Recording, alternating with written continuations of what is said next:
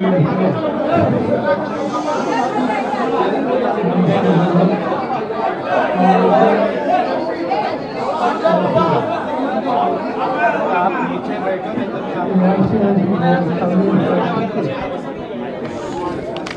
बैठो नीचे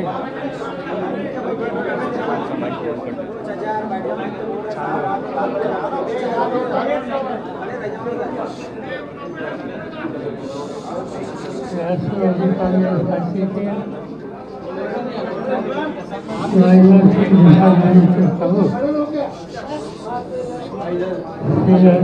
साहब देश के फायदे से जनता की समस्या पार्लियामेंट के सदन में रखने के लिए और साथ साथ देश की माइनॉरिटी चाहे मुस्लिम हो, चाहे क्रिश्चियन हो, चाहे पारसी हो, इन सभी की समस्या देश के पार्लियामेंट में रखने के लिए जो सबसे ज़्यादा ध्यान देते हैं तो हमारे सांसद फौजिया खान जी, महाराष्ट्र के माइनॉरिटी डिपार्टमेंट के प्रमुख जावेद अख्तर जी, ऑल इंडिया पार्टी के महासचिव नसीम सिद्दीकी जी, मंच पर बैठे हुए सभी नेतागण, साथ साथ महाराष्ट्र के हर जिले से आए हुए हमारे साथी बहनों और भाइयों, मुझे खुशी है आप लोगों को मिलने का मौका आज मिला। खुशी इसलिए है कि पिछले 10 साल से देश की हुकूमत गलत लोगों के हाथ में है। जिन लोगों के हाथ में देश की हुकूमत है उनका फर्ज ये है कि देश में रहने वाले सभी मजहब के लोगों को एक तरह से भरोसा देकर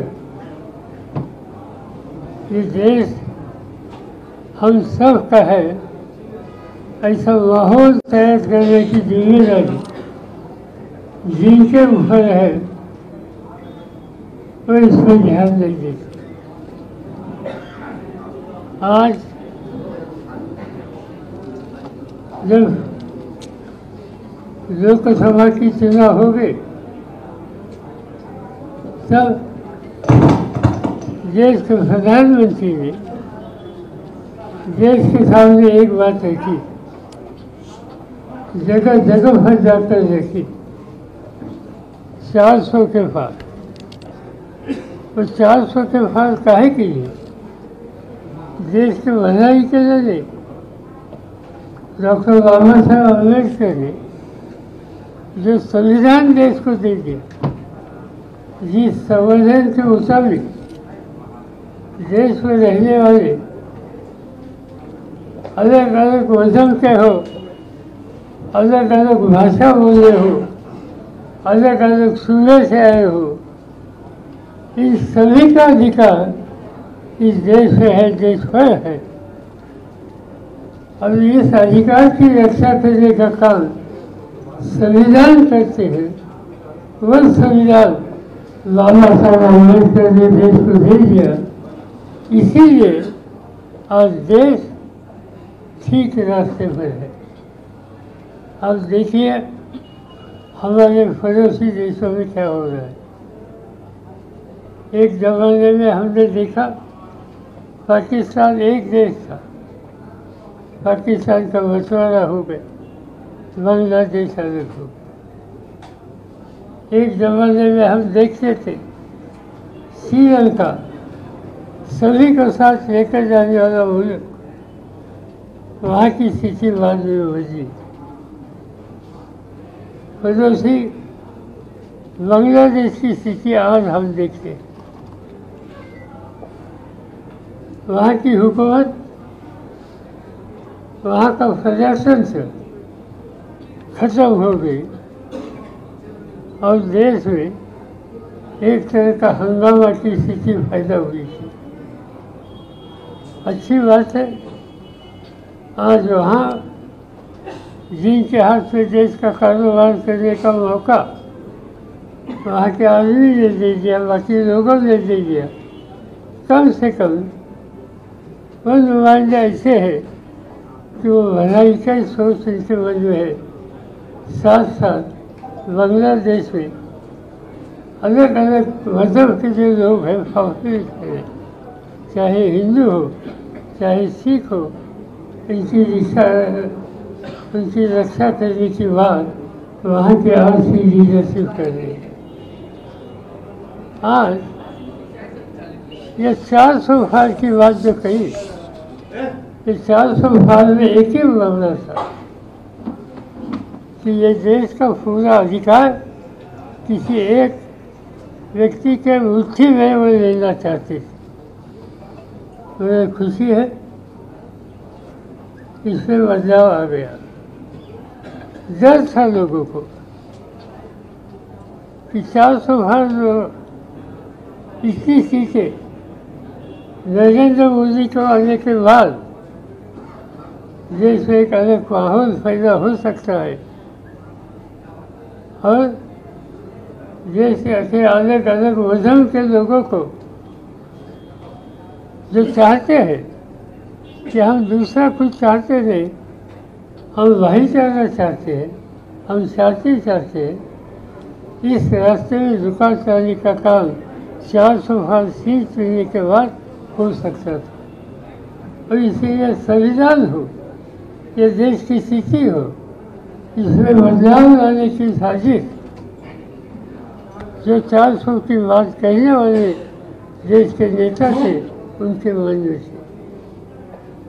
चुनाव का रिजल्ट आ गया, 100% हम खुश नहीं, मगर एक बात साफ हो गई जो मैंने फौजी से कहा कि पहला चुनाव मैंने देखा, मैंने खुद याद नहीं मगर 56 साल मुझे हो गए देश के पार्लियामेंट या विधानसभा में जाकर लगातार इतने चुनाव हमने लड़े, मगर ये चुनाव पहले चुनाव मैंने देखा कि महाराष्ट्र में हर गांव में जहाँ माइनॉरिटीज की आबादी है, मुसलमानों की आबादी है, क्रिश्चियन कम्युनिटी की आबादी है, इन सभी तरह के लोगों ने किसकी राह नहीं देखी कि कोई हाथ जोड़कर आएगी कि वोटिंग के लिए आई। हम सुबह 7 बजे जाते थे तो पूरी स्टेशन पर पूरी कतार में लोग खड़े थे और इसमें 90% से ज़्यादा माइनॉरिटी सेक्शन था। उन्होंने न किसी के पैसे की बात कही, न किसी की गाड़ी आएगी ऐसी बात की, न किसी की दावत की राह उन्होंने देखी। देश के हितों की रक्षा करना हो तो 400 की बात करने वाले जो लोग हैं उनको दूर करने ये देश के लिए आवश्यक लाभ है और इसीलिए ये काम उन्होंने अच्छे तरीके से किया। महाराष्ट्र की बात देखिए, हम लोगों ने यहाँ तय किया 3 राजनीतिक दलों को साथ लेकर चुनाव लड़ना। राष्ट्रवादी कांग्रेस पार्टी थी, शिवसेना थी, मगर फिर से चुनाव में 5 साल पहले के राष्ट्रवादी कांग्रेस पार्टी को पूरे राज्य में 4 सीट मिली और कांग्रेस को 1 सीट मिली। कल जब चुनाव हो गया इससे पहली स्थिति बदली। हम तीनों मिलकर जब चुनाव लड़ने के लिए गए और चुनाव का नतीजा आ गया तो इसमें 31 सीट ये 3 पार्टी को मिली और इसमें माइनॉरिटी का हिस्सा बहुत ज़्यादा था। यहाँ तक राष्ट्रवादी कांग्रेस पार्टी की बात हमने तय किया कि ज़्यादा सीट हम मांगेंगे नहीं, मांगने की ताकत थी, लोग थे, मगर हमें बदलाव की आवश्यकता थी। मोदी के हाथ से हुकूमत छीनने की आवश्यकता थी और इसीलिए 2 सीट कम मिली तो भी चलेगा, मगर सबको साथ लेकर देश को बदलाव करने के लिए जो मेहनत करने की आवश्यकता है इसे हम कम्प्रोमाइज नहीं करेंगे। और इसीलिए खाली 10 सीट हमने ली और मुझे खुशी है कि 10 में से 8 सीट आप लोगों ने चुनकर दे दी और अच्छे तरीके से आता है। आज कई समस्या आपके सामने है।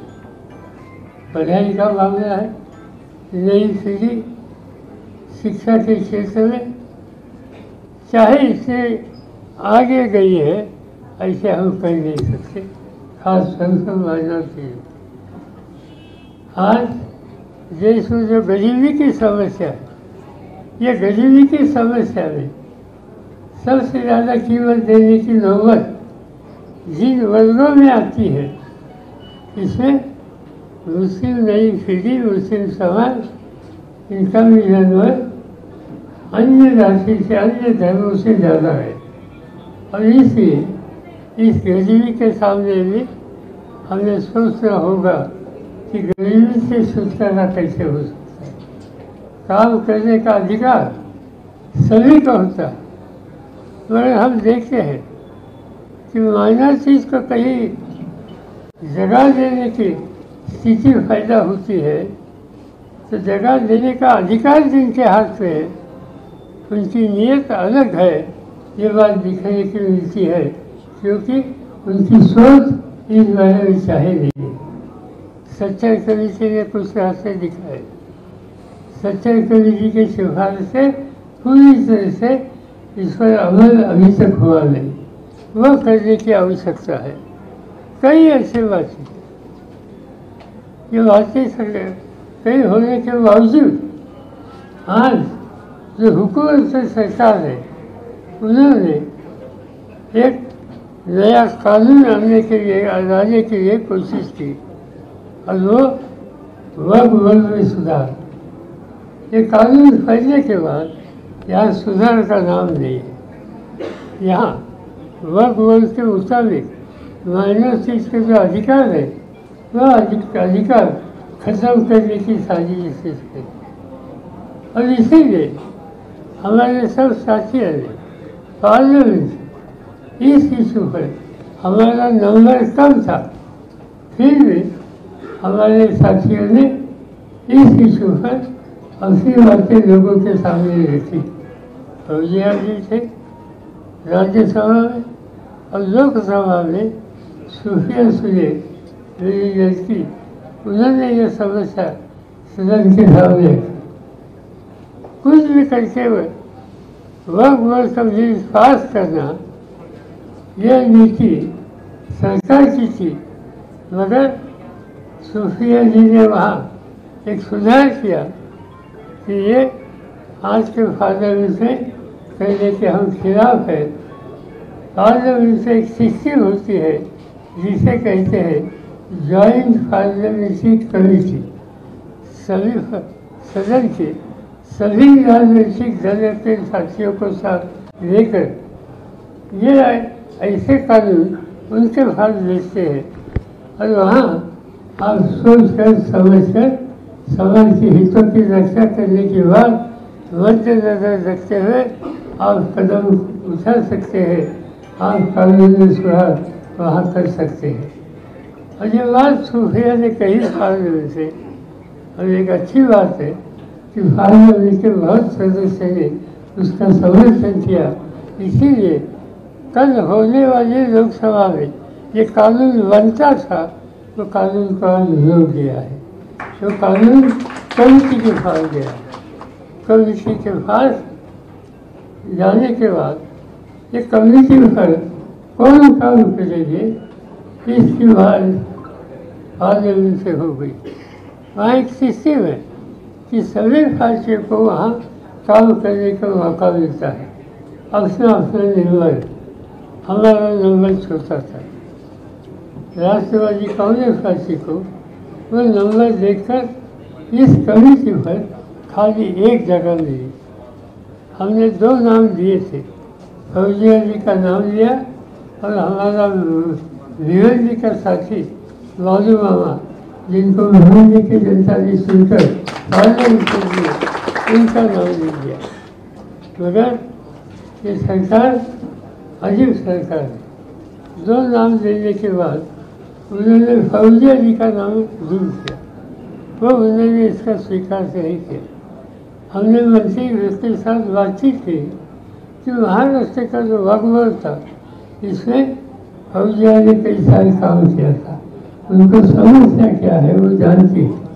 वो मैराथन में रीजन से आती है कि वो एक ज़माने में हैदराबाद के राज का हिस्सा था और वक्त के सबसे ज़्यादा प्रॉपर्टी हमारे यहाँ मराठवाड़ा में औरंगाबाद रीजन में होती है और फौजिया जी उसी क्षेत्र से आती है, उसे उनको मौका देना चाहिए, मगर इसका स्वीकार सरकार ने नहीं किया।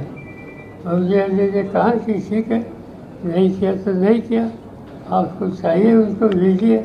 तो हमने ये तय किया कि लालू मामा जो हमारा पार्लियामेंट का मेंबर भिवंडी से चुनकर आए, भिवंडी में उत्तर कौन है, ज़्यादा से ज़्यादा आबादी किसकी है, और इसीलिए इन लोगों का प्रतिनिधि हमारी तरफ से वहाँ जाएगा तो आप लोगों की हितों की रक्षा करने के लिए वहाँ मेहनत कर सकता है। और भी हो तो बाकी महाराष्ट्र की मुस्लिम कम्युनिटी हो, जो सुधार उनको ये वक्त में लाने की आवश्यकता लगती है, वो इनके साथ बातचीत कर सकते हैं और इससे रास्ता निकल सकते हैं। यह अजीब कानून है। वह की वापसी का अधिकार किसका था, काहे के लिए था? किसी को स्कूल निकालना हो लाना चीज को,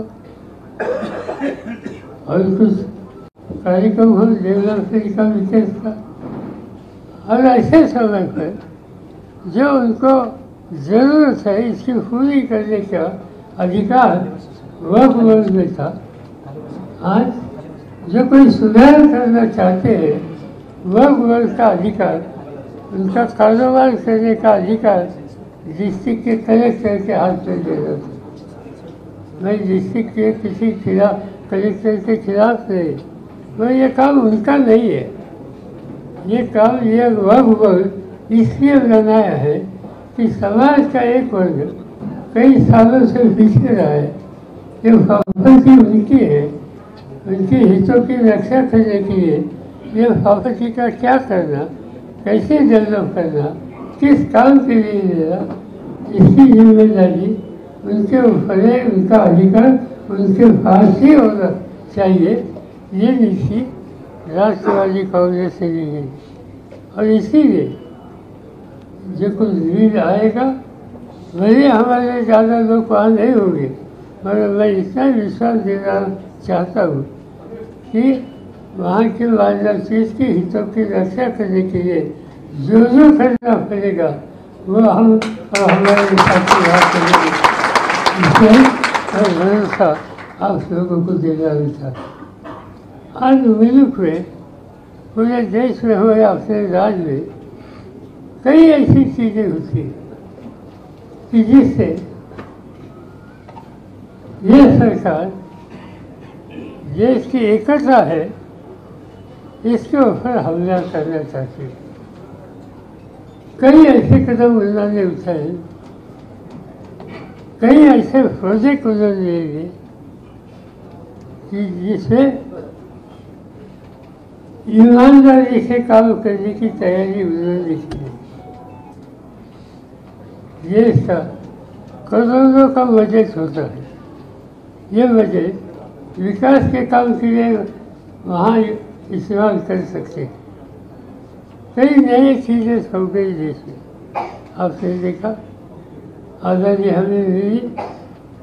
आज़ादी की जो अनाउंसमेंट थी देश के पार्लियामेंट से हुई थी। पंडित जवाहरलाल नेहरू थे, मौलाना अब्दुल कलाम आज़ाद थे, बड़े बड़े नेता। जब हम आज़ाद नहीं थे तो देश के आज़ादी के लिए जिन्होंने कुर्बानी दे दी, ऐसे नेता लोगों का योगदान था। और उन्होंने 15 अगस्त को और बाद में 26 जनवरी को देश को आज़ाद करने के बाद देश के पार्लियामेंट से थी। एक अच्छी बिल्डिंग है पार्लियामेंट की।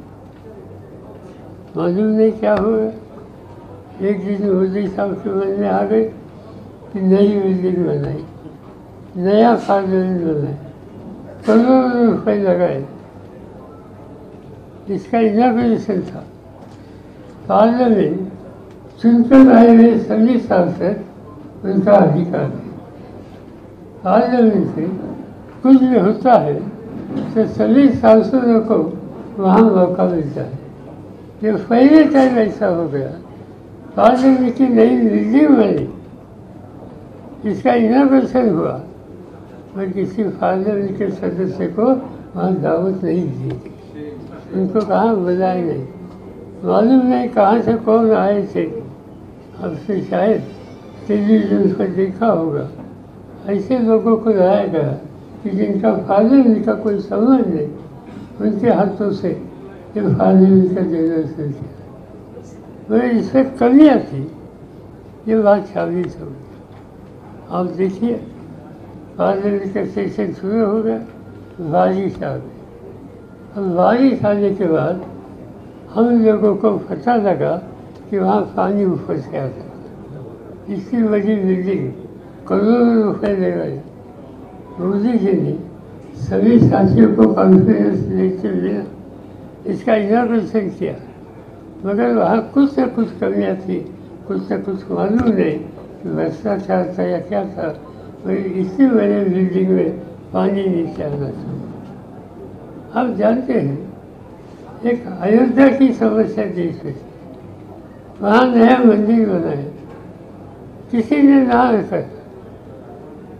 मंदिर बनाया, इसकी इनोवेशन के लिए प्रधानमंत्री गए, वहाँ से भी पानी आना शुरू। और आज भारत में एक बहुत बड़ी बुरी बात हो गई। सावंतवाड़ी नाम का एरिया है, सिंधुदुर्ग नाम का डिस्ट्रिक्ट है। उस डिस्ट्रिक्ट के आखिरी क्षेत्र में समुद्र के साथ एक बहुत बड़ा छत्रपति शिवाजी महाराज इनका स्टैचू वहाँ बना है। शिवाजी महाराज ऐसे राजे थे कि उन्होंने अपना राज, अपनी हुकूमत समाज के सभी सेक्शन को साथ लेकर राज चलाने की बात ये उन्होंने कही। उनके जो चाहे आदमी हो, नेवी हो, सरकार चलाने का प्रधानमंडल हो, इससे उन्होंने माइनॉरिटीज को अपना हिस्सा दिया था। और ऐसे शिवाजी महाराज के वहाँ पुतला खड़ा किया। प्रधानमंत्री आ गई दिल्ली से नगर से। ये कब हुआ? ये 8 बजे खुले हैं। 8 बजे पहले इसका इनोवेशन प्रधानमंत्री के हाथों से हुआ। और आज हम लोग अखबार में देखे, टेलीविजन में देखे, बातें आ गई कि ये स्टैचू नीचे गिर गया, वहाँ जिस तरह से काम होना चाहिए था वो काम हुआ नहीं। और आज जिनके हाथ में हुकूमत है वो सरकार हो, चाहे मुख्यमंत्री हो या उनके साथी हो, वो कहते हैं कि वहाँ इसी जोर से हवा थी और इसीलिए ये स्टैचू नीचे गिरे। आप यहाँ आने के बाद इंडिया गेट जाइए।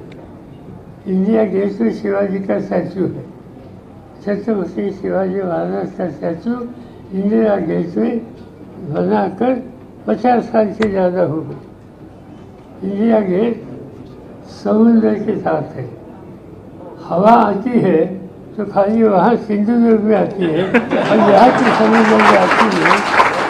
तो यहाँ कुछ हुआ नहीं, यहाँ कुछ हुआ नहीं, मगर वहाँ हो गया।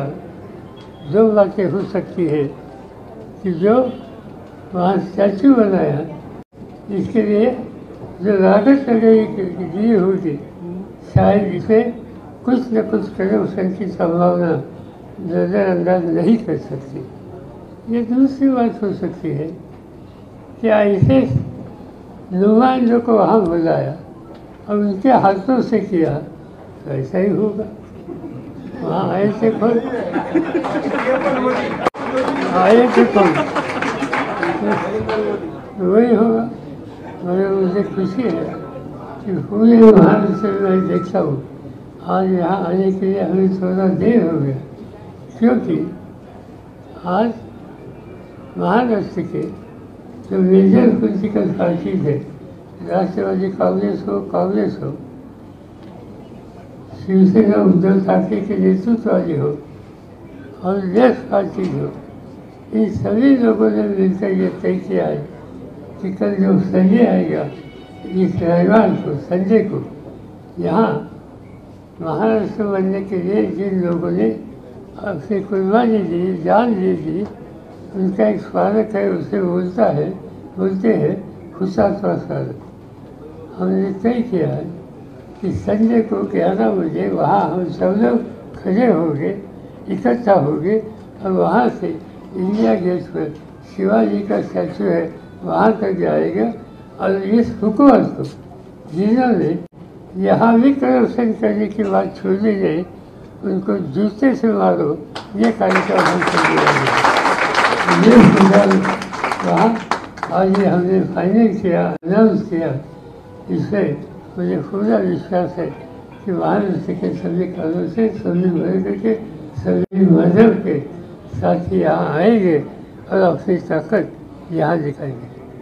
आखिरी इशू एक है, एक सुझाव यहाँ कई साथियों ने दे दिया, मैंने कुछ कागज भी देखे।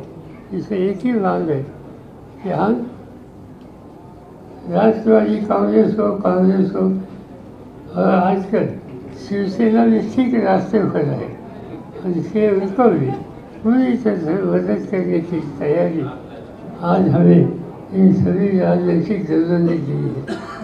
और इसमें आगे जाना हो तो एक ही बात कर सकते हैं कि ये सभी राजनीतिक दल कि जहाँ समाज के सभी वर्गों की हिफाजत करने की नीति उन राजनीतिक दलों के है, तो उन्होंने अपने साथ चाहे विधानसभा हो, चाहे नीचे की कल का इलेक्शन हो, कॉर्पोरेशन हो या म्यूनसिपालिटीज हो या जिला परिषद हो, ये सभी में मुसलमानों को, माइनॉरिटीज को, क्रिश्चियन को, इनों को पूरा रिप्रेजेंटेशन देना चाहिए, पूरा मौका देना चाहिए और ये काम करेगा। आज जो कोई सीटें हैं 280 के ऊपर आज ये सीटों में हम अगले 8-10 दिन में बंटवारा करेंगे। कांग्रेस पार्टी कितनी लड़ेगी, एनसीपी कितनी लड़ेगी, उद्धव ठाकरे कितने लड़ेंगे, लेफ्ट पार्टी कितनी लड़ेगी और माइनॉरिटीज को वहाँ अच्छी तरह से अपॉर्चुनिटी मिलनी चाहिए। इसमें आप जो हमारी लीड देखेंगे कि लोकसभा में कुछ हुआ मगर विधानसभा में लोकसभा के समय जो कमियाँ थी वो दूर करने की वो नीति और पूरी तरह से करेंगे, ये विश्वास मैं आपको दिलाना चाहता हूँ। मुझे खुशी है कि सिराज मेहंदी साहब लखनऊ से, दिल्ली से आपके मीटिंग के लिए यहाँ आ गए। जैसे उन्होंने माइनॉरिटी डिपार्टमेंट की जिम्मेदारी राष्ट्रवादी कांग्रेस पार्टी की देश के अपने कंधे पर ली, तब से मैं देखता हूँ जगह जगह पर जाकर माइनॉरिटी को इकट्ठा करके उनकी समस्या जो है पार्टी के सामने आवश्यकता हो तो गवर्नमेंट के सामने रखने के लिए तो कोशिश करते हैं। और इसीलिए आज वो यहाँ आ गए, उन्होंने अपनी विचारधारा आपके सामने रखी आपको एक रहने का संदेश हमने दिया। मुझे पूरा विश्वास है, पूरा भरोसा है कि उन्होंने जो कुछ कहा समाज के हितों की रक्षा करने के लिए उसको पूरी तरह से आपका सहयोग मिलेगा। महाराष्ट्र में आज लोग चाहते हैं शांति और भाईचारा, मगर कुछ लोग ऐसे होते हैं जो खुद को कहते हैं कि हम समाज के हितों की रक्षा करने के लिए पैदा हुए। तो ये बात झूठ है।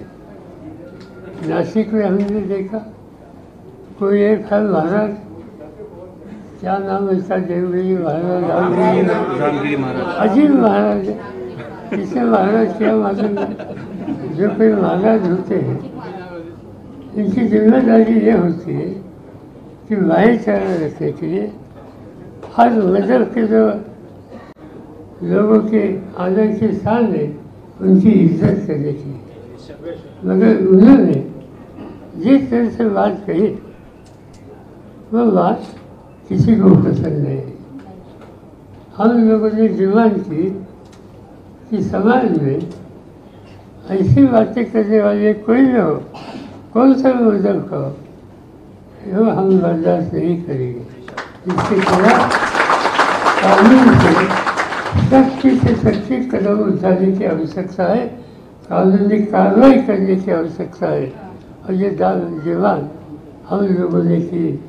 आज इनके खिलाफ कुछ केसेस किए हैं, और केसेस किए हैं इससे हमें खुशी नहीं, तो केसेस का नतीजा क्या होता है, कोर्ट में क्या होता है, कोर्ट में किस तरह से ये केस की बात मैजिस्ट्रेट के सामने रखी जाती है, सभी पर ध्यान देना होगा।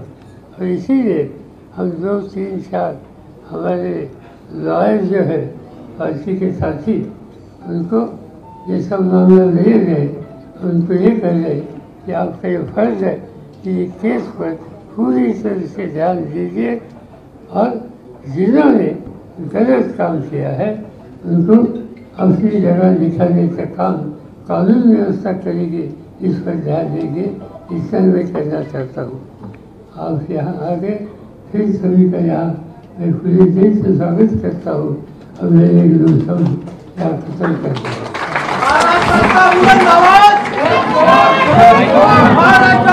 एक मिनट